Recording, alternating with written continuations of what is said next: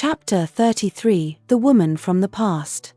University was now finished, and rather than applying for the new jobs which a degree had opened the door to, I went back to work with John, the bricklayer, who I worked with on and off all through the university years, and even in the previous year, where we'd worked on the White Rose shopping centre.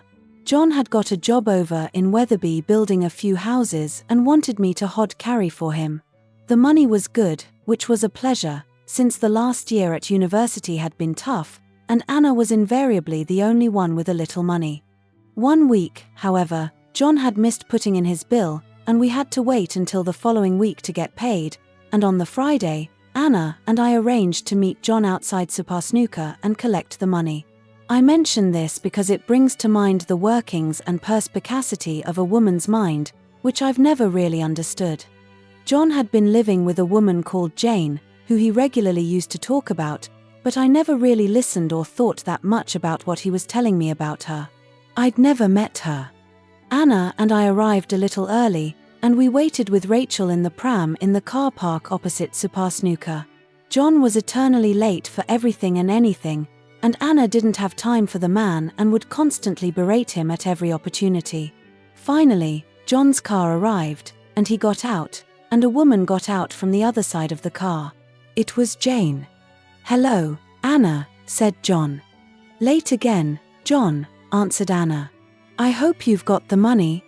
"I have, and there's an extra 40 in there for that other job we did on Tuesday, Karl." He handed me the money, which I took. "This is Jane," said John. I didn't really look up, but when I did and noticed this Jane, something struck me, and I didn't know what at the time, but it did.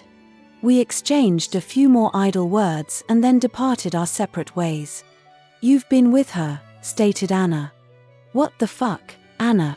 I've never even seen the woman, let alone been with her, for God's sake. All I know of her is what John has told me, and that's it." "You gave her that look, and she knew, and I knew." "Knew what? I don't believe I'm hearing this. I really don't. Anyway, I don't want to know. I don't want to hear her mentioned." Ridiculous and totally stupid is the mind of a woman, full of suspicion and trouble. But something in my mind doubted she was. Anna took the money and went shopping in the market, and I cycled off home, as I cycled everywhere then.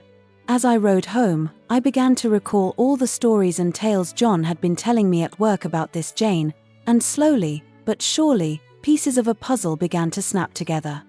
I only had a couple of minutes to see the woman at the car, and I didn't know her from any other woman, but I did have recollections of stories from John, and it was these idle tales told on a scaffold when bricklayers have nothing better to do that unlocked an event from my distant past. When I was 18, we used to go out drinking in town and almost always ended up in a basement bar near the bottom of town. I can't remember the name of it, and this bar was stuck full mostly of Belle characters, of which I was one.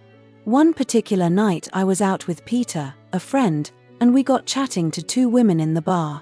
It was late, and we were no doubt drunk, but so was everyone else in there, and therefore it didn't matter.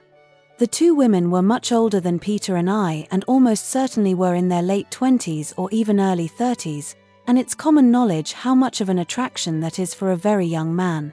We arranged to meet the following Saturday in some pub, and to Peter and my surprise, the two women turned up. The night was brilliant, and we all ended up back at 955.